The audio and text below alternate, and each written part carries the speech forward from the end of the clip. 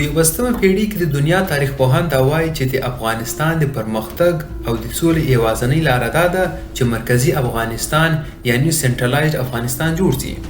خو تاسو نن په افغانستان تاریخ کې وګورئ، لننجې 250 کاله پخوا چې د افغانستان کوم بادشاه و زمان شاه دراني، هغه دا خیال کړی و او هغه دا ویل چې دی به یو مرکزی افغانستان جوړ کړي. هغه دا سوچ وکاوه چې دی به یو مرکزی افغانستان جوړ کړي کوم چې د ټرایبلیزم یعنی د قبیلوي له اثر چې هم خلاص وي. زمان شاه دراني دا غوښت چې د یو ملي سرتیري او ملي اردو جوړ کړي او دغه په 18مه صدۍ کې ملي اردو جوړ کړي وای، نو دا به د وطن د ژغورنې لپاره یو بیخي ډیر ښه ګام و. خو دا ټیم د پښتنو یو څه سردارانو د دغه مخالفت وکاوه. دغه تر ټولو اول د بارګزیانو کم سردار پاینده خان چې کوم هغه د دغه مخالفت وکاوه. ولی کم ټیم چې احمد شاه بابا دراني امپراتوري جوړ کړه، هغه ټیم د هر پښتون له قبیلې جي او له هر کورنۍ جي په یو څه داسې کسان د احمد شاه بابا په لښکر کې وو او کم ټیم چې په جنګ وو دوی به بیا هغه ته تیار ولاړ وو. اوس چې زمان شاه دراني دا ویل چې د یو ملي اردو جوړوي، خو دغه مخالفت سردار پاینده خان وکاوه او هغه د غوښت د قبیلوي کم اثر ده هغه کم نسی. دغه مخالفت له وجې دوی دواړو مابین کې اختلاف سره راغلی او بیا دغه مخالفت دومره زیات شو چې زمان شاه دراني راولاړ شو. هغه سردار پاینده خان د خپل بادشاهت لپاره یو خطره ګڼله او دا یې بیا ویناوه او بعد کې پسې مړ کو. او کم ټیم چې زمان شاه دراني دی مړ کو، دا ټیم د بارکزیانو او د سدوزیانو په کورنۍ کې جګړه شروع شوه او بارکزیانو دا غوښت چې هغه د خپل سردار پاینده خان بدله واخلي. او بارکزیان چې کوم دي دا هغه ټیم په افغانستان کې یو ډیره زوروره کورنۍ وه. کم ټیم چې بارکزیانو د زمان شاه دراني خلاف بغاوت شروع کو، هغه ټیم د زمان شاه ورور محمود شاه دراني هم راولاړ شو، هغه هم د بارکزیانو لخوا شو او د خپل ورور مخالفت یې وکاوه. ولی چې محمود شاه دراني په خپل ځان بادشاه کاوه او هغه په خپل تخت ته تیار ولاړ و. بارکزیانو زمان شاه دراني ته ماته ورکړه او زمان شاه دراني ویناوه او بیا د ړوند کو او له ده خپله بدله واخیستله.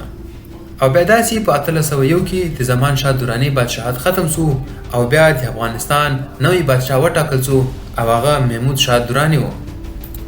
او داسې بیا محمود شاه دراني د افغانستان بادشاه و تر 2 کلو پر. او بیا په 1803 کې د محمود شاه ورور شاه شجاع دراني یا شجاع الملک دراني راولاړ شو او محمود شاه دراني له تخته دوری کو او خپل ځان یې بادشاه کو. او بیا داسې له 1803 کې تر 1809 پر شجاع الملک د افغانستان بادشاه و. خو کوم ټیم چې شجاع شاه دراني بادشاه و، هغه ټیم د محمود شاه دراني چې و هغه یې ویناوه او پابندي یې کو. او بیا په 1808 کې محمود شاه دراني له زندان خپل ځان خلاص کو او د دې شجاع شاه دراني خلاف بغاوت وکاوه او د بارکزیانو کورنۍ له مرستې سره د بیا بیرته شجاع شاه دراني له تخته پسې واخوست او بیرته خپل ځان بادشاه کو. نو داسې کابل کې محمود شاه دراني بادشاه و او په هرات کې د محمود شاه زوی کامران شاه دراني حکومت و. خو دا ټیم په هرات کې یوه پیښه وسوه او هغه پیښه دا وه چې له یوه ښځې سره زیاتي وسوه او په دغه زیاتوب کې د بارکزیانو د کورنۍ سردار فتح خان لاس و. او بیا داسې محمود شاه دراني او کامران شاه دراني راولاړ شو، هغه فتح خان ویناوه او هغه یې مړ کو او هغه یې ډېر له بېرحمۍ سره مړ کو. اول یې له ده چې سترګې وکښلې دی یې ړوند کو، د هغه وروسته بیا د غوږونه ور پرې کړو او پزه یې ور پرې کړه، بیا پښې او لاسونه او بیا اخر ته سر ور پرې کو. کم ټیم چې زمان شاه دراني سردار پاینده خان مړ کو او بیا داسې محمود شاه دراني او کامران شاه دراني چې کم ټیم فتح خان مړ کو، د دغو دوو وژلو وروسته بعد د بارکزیانو او د سدوزیانو په کورنۍ په مابین کې یو سخت جنگ شروع شو. کم ټیم چې دوی دغه دوه سرداران د بارکزیانو مړ کړو، هغه ټیم بارکزیانو له سدوزیانو چې بیرته بدله اخیستله او بیا داسې د فتح خان مرګ وروسته بارکزیان بیرته د بدلې لپاره تیار شو او دوی د محمود شاه دراني خلاف جنګونه او بغاوت شروع کو. او بیا داسې د 100 کلو جنګو وروسته په 1823 کې د بارکزیانو له کورنۍ لخوا سردار دوست محمد خان د افغانستان بادشاه یا امیر وټاکل شو. سردار دوست محمد خان د فتح خان ورور او د سردار پاینده خان زوی و. خو د دغو ټولو جنګو لامل او بنسټ دا و چې زمانشاه دا غوښت چې هغه مرکزي افغانستان جوړ کړي، خو بارکزیانو د هغه مخالفت وکاوه او بیا دوی یو بل سره ووژل او بیا تر 13 کاله پر دوی په مابین کې دغه کورنۍ جګړې وسوې او بیا د دغو کورنۍ جګړو دا نتیجه راووتله چې دوی خالي په خپل مابین کې یو بل سره مړه نه کړو، بلکې پښتنو شاوخوا علاقې هم وبللې او په افغانستان کې درانیانو خپله امپراتوري هم وبلله او بیا په هیواد باندې بارکزیان واکمن سو. خو د دغو کورنۍ جګړو تر ټولو زیاته ګټه سیکانو او رنجیت سنګ ته ورسېدله.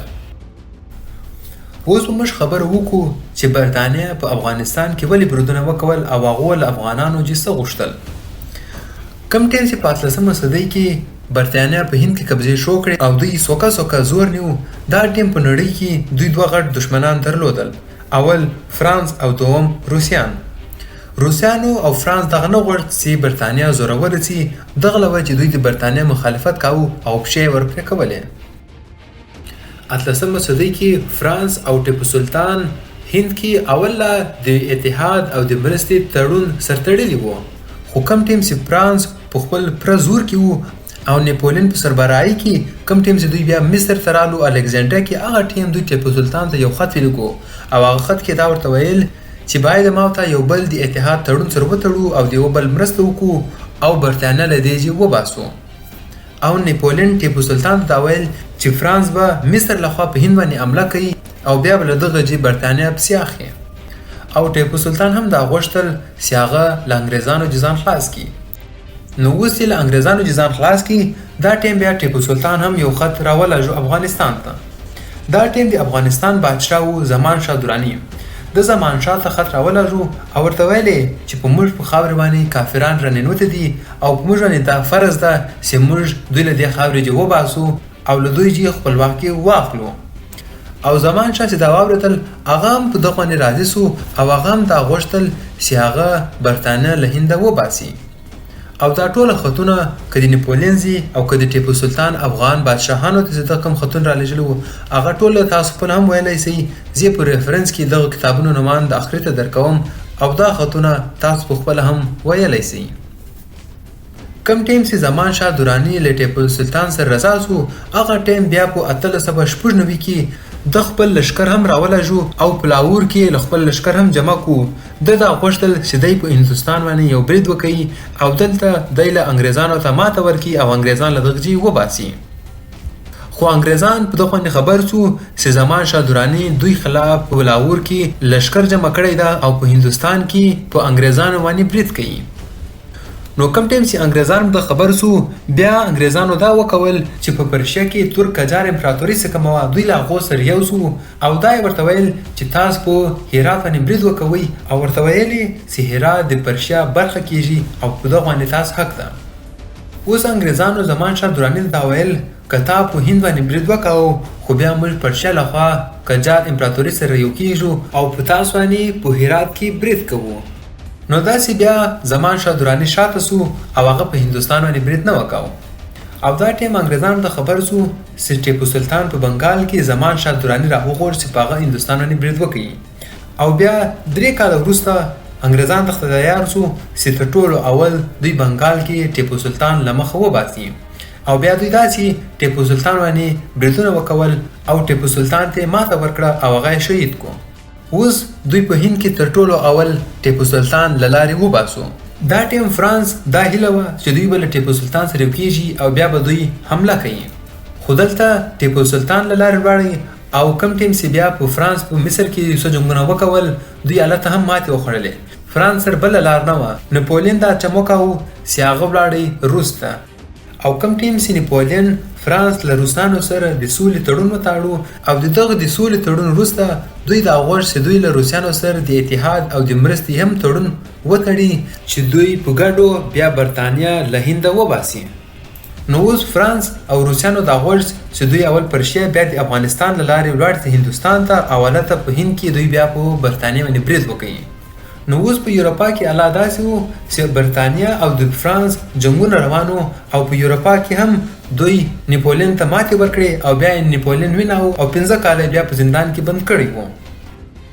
نو اوس دلته برطانیه خپل دواړه دشمنان یوې خواته ټیپو سلطان او بل خواته نیپولینز دواړه له منځه وایستل او اوس دلته خالي یو له یوې خوا روسیان او له بلې خوا انګریزان پاتې سو خو دوی ترمنځ پښتانه وو.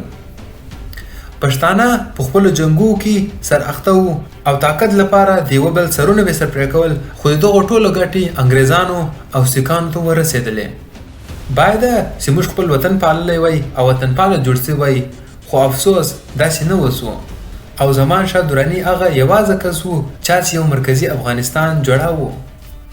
اوس روسیانو دا غوښت چې هغه ول پارس ونیسي او بیا پارس څخه افغانستان ته راسي او بیا هند ته او هلته دوی برطانیه کمزوري کړي او په برطانیه باندې برید وکړي او هغه له دغه ځای وباسي او سره له دې چې دوی له هند لخوا سمندر له لارې بیا مخته نور هم پسې ولاړ سي. اوس برطانیه دا غوښتل چې روس یو وخت هم هند ته نه سي را هغه دا غوښت چې هغه روس په افغانستان کې ودري او هغه هند ته نه سي را او اوس دوی ترمنځ غټه لوبه د ګریټ گیم شروع سو. برطانیه دا غوښتل چې افغانستان د روسیانو او د هند برطانیه ترمنځ یو بفر سټیټ جوړ کړي. بفر سټیټ اسانو ټکو کې دا مطلب دوه دشمنانو ترمنځ یو داسې علاقه کرشه یا ځای کوم چې هغه له جنګه ودرېږي او دوی تر دغه کرشي علاقې او ترجیح یو بل خواته نسي ورتیر او له یو بل سره جنګ نه وکړي. او اوس موږ خبرو وکړو چې برطانیه برید ولې وکاو بله لار خو هم کېدلی سوی چې دوی روسیان درېبلي وای او جنګ یې نه وای کړی. دلته به موږ تر ټولو اول خبرو وکړو د سیکانو او د سیکانو مشر رنجیت سینګ و. سیکانو له پښتنو چې تر ټولو اول لاهور ونیو او هغه یې په 1918 کې ونیو او بیا کم ټیم چې په 1801 کې رنجیت سینګ د پنجاب مهاراجا جوړ شو. هغه ټیم بیا د یو غټ فوج جوړ کړو او د شاخوا علاقو نیولو باندې هم کوششونه شروع کړو. سیکانو تر ټولو اول پښتنو ته په 1814 کې ماته ورکړه د چچ په جګړه کې. د هغه وروسته بیا دوی کشمیر ونیو نوشیری ونیو پېښور باندې بریدونه وکول او بیا اخر ته په 1834 کې له پښتنو چې پېښور هم ونیو او د پښتنو او د سیکانو ترمنځ پېښور تر 100 کاله پر د لانجې یو غټ لامل و خو اخر ته سیکانو دا ونیو. اوس د سیکانو ټوله مرسته انګریزانو کوله او په 1809 کې انګریزانو او سیکانو دا تړون سره تړلی و چې دوی به جنګو کې د یو بل مرسته کوي او د دغه تړون وروسته بیا د انګریزانو دوه افسران داسې وو کوم چې به د رنجیت سینګ فوجونو ته ټریننګ ورکاوه او هغه به جنګ ته تیارول. کم ټیم چې سیکانو پېښور ونیو هغه ټیم دوی دا ویل چې دوی به مخته بیا غزني جلال آباد کندهار او کابل پر برازي او دا علاقه به نیسي او دغه په تاریخ کې کره ثبوتان سته او د هری سینګ او د رنجیت سینګ هغه خطونه کم کې دوی دا خبرې لیکلې وې او دغه ټوله خطونه نن هم په تاریخ کې پراته دي. او اوس به دلته موږ خبره وکړو د شاه شجاع دراني. کم ټیم چې په 1809 کې شجاع شاه دراني تخت له لاسه ورکړو هغه ټیم دی ولاړی هندوستان ته او هلته یې پناه واخیستله. تر ټولو اول دی ولاړی پنجاب ته او سایوال کې له رنجیت سینګ سره ملاو سو او رنجیت سینګ دته پناه ورکړه. کم ټیم چې دی رنجیت سینګ سره و هلته د شجاع شاه پخپله او د ده کور والا ټوله دوري و او شاه شجاع له خپل ځان سره 2 قیمتي الماسونه هم یوړو یو کوهینور او دوم دریای نور. کم ټیم چې دی په پنجاب کې و هغه ټیم بیا رنجیت سینګ دته دوکه ورکړه او له ده چې بیا دغه کوهینور او دریای نور دواړه یې له ده یوړې او د هغه وروسته د کوروال به هم تنګول او څو وارې دی هم ذلیل کړو او دته به هم دمکۍ ورکولې. دا ټیم شجاع شاه او د کوروالا له رنجیت سینګ چې بیا تنګ سو او بیا تر ټولو اول د کوروال هغه له ارباب علي خان له مرستې سره له پنجاب وتښتېدل او ولاړو لودیانه ته او دورې له انګریزانو سره پناه واخیستله. خو شجاع شاه پخپله هم تر اوسه لا سیکانو سره و. بیا یو ورځ شجاع شاه پخپله هم وتښتېدو او هغه هم لودیانه ته ولاړی او دورې بیا داسې د انګریزانو سره پناه واخیستله. او اوس شاه شجاع په یو وخت روانې سپورو او یو شی تر سره نیولی و او هغه دا و چې دی د افغانستان بادشاه وټاکل شي او دغه لپاره د هر کوشش کاوه او تر هر حده پر دی تللی سوی او تاریخ ګواه ده چې شاه شجاع تر هر حده پر ولاړی هم. د په خپل ژوند کې 4 وارې دا کوششونه وکول چې دی د افغانستان کې بادشاه شي او دوست محمد خان ته ماته ورکړي. 3 وارې دی ناکامه سو او 4 وارې په اول افغان جګړه کې انګریزانو له مرستې سره دی بیا د افغانستان 2 یا 3 کلو لپاره بادشاه هم سو، خو بیا د خپلوانو مړ کو او بیا د له تخته دوری سو. څنګه چې ما وویل شاه شجاع څلور ورځې په افغانستان باندې برید وکاوه چې دی سردار دوست محمد خان ته ماته ورکړي او دی د افغانستان بادشاه. او اوس چې بیرته د افغانستان بادشاه سي، دغه له وجې دی له دواړو سیکانو او له انګریزانو سره یو سو. رنجیت سنګ کوم چې د کور والا ته دمکي ورکړې وه د کوهینور دپاره، کوم چې دی ذلیل کو او دی او د کور والا دواړه بندي کړي وو، خو دغه شیان ټوله د هیر کړو او د تخت لالچ دپاره دی بیرته له رنجیت سنګ سره یو سو او د ده ملګری سو. او بیا دا چې دی له رنجیت سنګ سره یو سو او دوی له یو بل سره دغه اتفاق سو چې دوی به په افغانستان باندې برید کوي. سیکان دغه له وجې شاه شجاع سره یو سو، ولې چې هغو پېښور غوښت او شاه شجاع د کابل بادشاهت غوښت. او بیا داسې په 1833 کې شاه شجاع په کندهار باندې محاصره وکوله او برید یې وکاو او له دوست محمد خان سره وجنګېدو. او کم ټیم چې شاه شجاع په کندهار باندې دا برید وکاو، هغه ټیم په پېښور باندې سیکانو رنجیت سنګ هم برید وکاو. اوس دشمنان دوه وو او په دوه ځایو کې برید وکاو او علي دوست محمد خان یوازې و. نو دوست محمد خان اول دا ویل چې رنجیت سنګ پرېږده راسه له شاه شجاع سره وجنګېږم، ولې که شاه شجاع کندهار نه وی هغه به بیا د غزني او نورې علاقې نیولې وي او بیا دی تو کابل ته او داسې بیا د دوست محمد خان کم بادشاهت چې هغه ختم کېدو. نو دغه له وجې دوست محمد خان اول له شاه شجاع سره وجنګېدو او د کندهار په دغه جنګ کې بیا شاه شجاع ماته وخوړله او دوست محمد خان بریالی شو. خو بلې خواته پېښور کې سیکانو برید کړی و او هغو له پښتنو چې پېښور ونیو. کم ټیم چې سیکانو پېښور له پښتنو ونیو، دا ټیم پښتانه تازه له جنګه فارغ شوي وو او دوی یو بل جنګ نسي کولی. نو بیا داسې وسو چې دوست محمد خان رنجیت سنګ ته یو خط ولاژو او په هغه خط کې دا ورته ویل چې دوی د بیرته پېښور پښتنو ته ورپرېږدي او که داسې نه وسو د هغه نتیجه به بیا ښه نه وي. او له بلې خوا پېښور کې د سیکانو کوم مشر چې و هاري سنګ او هغه دا خط ورته راولږو چې موږ نور افغانستان او کابل هم ونیسو او ته یې چې پېښور راکړه. دوی دا ګڼل چې پښتانه اوس له جنګه فارغ شوي دي او دوی کمزوري دي. او بیا 3 کاله وروسته په 1830 کې دوست محمد خان له خپل زوی سره وزیر محمد اکبر خان سره دوی په سیکانو باندې برید وکاوه چیرې چې د جمرود کله ده او تر 12 ورځو پر دوی له سیکانو سره وجنګېدل او آخر ته پښتنو دا جنګ وګاټو. او دغه جنګ کې د دوست محمد خان زوی وزیر اکبر محمد خان هاري سنګ یې مړ کو. او اوس دلته وزیر اکبر محمد خان دا غوښتل چې هغه په پېښور باندې هم ورسي او هغه له سیکانو جره خلاص کړي. خو بیا د نور وروڼو او پلار وده راوړه دغه چې ولې چې پښتانه اوله په جنګ کې ډېر وژل شوي وو او دوی یو بل جنګ نه سوی کولی. اوس له یوې خوا روسیانو دا کوشش کاوه چې هغه افغانستان ته راننوځېږي او بیا له افغانستان له لارې هند ته ولاړ شي په برټانیې باندې برید وکړي. او له بلې خوا د پښتنو او د سیکانو لانجه سره روانه وه او سیکانو هم دا غوښت چې هغه په پېښور له خوا په افغانستان راننوځېږي او افغانستان ونیسي. او بلې خوا ته و برټانیه او هغه هم دا غوښتل چې هغه په افغانستان له لارې روسیان ودروي. اوس له برټانیې سره 3 لارې وې. اوله لار دا وه چې دی جنګ وکړي، افغانستان ونیسي او کولونایز یې کړي او بیا هغه وروسته روس ودروي. دومه لار دی سوداګري لار وه. انګریزانو دا غوښتل چې هغه له هند لخوا افغانستان ته بیا د افغانستان له لارې مرکزي ایشیا ته لاړ شي، نو داسې به بیا دوی خپل سامانونه په دغې لار باندې سینټرل ایشیا ته وړي او هلته به یې خرڅوي. او بیا داسې دوی به د روسیانو کوم سوداګري څه ده هغه سره به سیالي وکړي او هغو ته به په مرکزي ایشیا کې ماته ورکړي او دوی به روسیان ودروي. او درېیمه لار دا وه چې دوی په افغانستان کې کوم بادشاه چې و دوست محمد خان هغه بدل کی او هغه بجی شاه شجاع راولي. ولی شاه شجاع بادشاہ غوښت او شاه شجاع که بادشاہ سو هغه به بیا د برټانیا هر خبر مني او د برټانیا د ګټو لپاره هغه شو. اوس چې دلته د دوی د سوداګري یوه لاره جوړ کړي دغه لپاره بیا دوی خپل سفیر هم راولږل او نور داسې خلک یې راولږل او الکسندر برنز یې د عمر راولږو چې دوی دلته له افغانستان کې له خلکو سره او د افغانستان له بادشاهانو سره خبرې وکړي او بیا داسې دوی د سوداګري لار جوړه کړي. د برتانیې تر ټولو اول سفیر په 1809 کې افغانستان ته راغلی و او له افغانستان سره د اتحاد تړون لپاره کوښښونه کول، خو بیا وروسته په افغانستان کې کورنۍ جګړه له وجې هغه ونه شو. او بیا چې کوم ټیم سردار محمد خان د افغانستان بادشاه جوړ شو، هغه ټیم د افغانانو او د سیکانو ترمنځ پېښور له امله له وجې جګړې شروع وې. اوس انګریزانو دا غوښتل چې هغه له دوست محمد خان سره د اتحاد او د مرستې یو تړون وتړي، بیا دوی روسیان ودروي او روسیان هند ته نه راپرېږدي.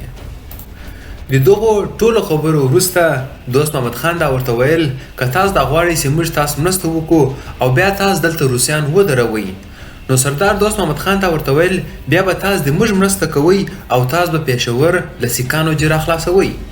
او دا هم ورته وویل چې تاسو به پېښور پوره را خلاصوئ یا بیا به دا کوئ تاسو به د سردار دوست محمد خان ورور په پېښور کې بادشاه کوئ او بیا به پښتانه هر کال سیکانو ته پیسې ورکوي. که انګریزانو د موږ مرسته کړې وای نو پېښور به هلته خلاصوي او موږ به له انګریزانو سره د اتحاد تړون کړی وو او موږ به رشیا درولې وه. انګریزانو دا نه موږ سره نه ومنل. داسې بیا الکسندر برن، سر ویلیم مکناټن، لورد اوکلینډ او واډي ته دا وویل تاسو دوست محمد خبر ومنئ او تاسو دوست محمد د پېښور را خلاصېدو کې مرسته وکړئ او هغه به بیا تاسو مرسته وکړي. او انګریزان دغه نه و تیار چې دوی د دوست محمد خان مرسته وکړي او د سیکانو جی پېښور را خلاص کړي. ولی چې انګریزانو اول له سیکانو سره په 1809 کې دا تړون تړلی و چې جنګو کې به دوی یو بل مرسته کوي، او دوم لامل دا و ولی چې دوی سیکان نه خوابدي کول او سیکانو سره دوی یو ښه تعلقات وو. نو داسې د سوداګرۍ کومه لار چې دوی جوړوله او د فری ټریډ کنسپټ چې کوم و هغه هم ناکامه سو او دغه بیا نه سره ورسېدله. ولی پښتنو له پېښور غوښت او بیا له هغه بعد له دوی سره مرسته کوله او انګریزانو له موږ سره دا نه منل. نو اوس یې انګریزانو د دوست محمد خان خبره نه ومنله چې دوی به د ده مرسته وکړي او پېښور به راخلاص کړي. نو بیا سردار دوست محمد خان دا وکول چې هغه په فارس کې د ترک قاجار امپراتوري څخه کومه وه د هغه بادشاهانو ته خطونه ولېږل او ورته ویلې چې موږ به د یو بل سره د مرستې تړون وتړو او بیا ورته ویل چې تاسو به موږ دا مرسته وکړئ چې موږ به پېښور له سیکانو جې راخلاص کړو. اوس له 1825 کې تر 1820 پر یا 1828 پر دلته د فارس او د روسیانو هم جنګونه وسو او بیا په فارس باندې د روسیانو قبضه وه. اوس یې د مرستې له پرشج وغوښتله، نو انګریزانو دا خیال وکاوه چې سردار دوست محمد خان دا مرسته د فارس له بادشاهانو جې نه بلکې د دا مرسته له روسیانو جې وغوښتله. او اوس له دغه جې انګریزان وډار شو، ولی انګریزانو دا غوښتل چې هغه روسیان ودروي. او اوس دلته دوست محمد خان هغو ته د مرستې بلنه ورکړه. او داسې بیا د هغه ټیم روسیانو کم سفیر چې و هغه هم کندهار ته راغلو او له دوست محمد خان سره ولیدل او له یو بل سره د مرستې لپاره رضا هم سو. اوس دا ټیم دوست محمد خان پرشیا او له روسیانو سره د اتحاد او د مرستې تړون تاړو او بلې خواته سیک، شاه شجاع او انګریزان دغه درې سره سره یو سو او دوی په دغه باندې راضي سو چې دوی به په افغانستان باندې برید کوي او بیا دوی ټرای پارټای ټریټي یعنی د درو پارټیانو ترمنځ دوی دغه تړون وتاړو او بیا دوی درېیمه لار چې دوی به په افغانستان برید کوي او په افغانستان کې به بادشاه بدل کړي او په دوست محمد خان په جبه دوی شاه شجاع راولي. بیا انګریزانو خپلې درېیمې لارې ته ملا وتړله سره له شاه شجاع او رنجیت سنګ سره. انګریزانو دا ګټه وه چې دوی به روسیان ودروي، شاه شجاع دا ګټه وه چې هغه به بادشاه سي او د سیکانو دا ګټه وه چې شاه شجاع دوی سره دغه لاسلیک وکاوه چې پښتانه به په پېښور باندې یوه دعوه نه ورکوي او په هغه باندې به بیا د سیکانو حکومت وي.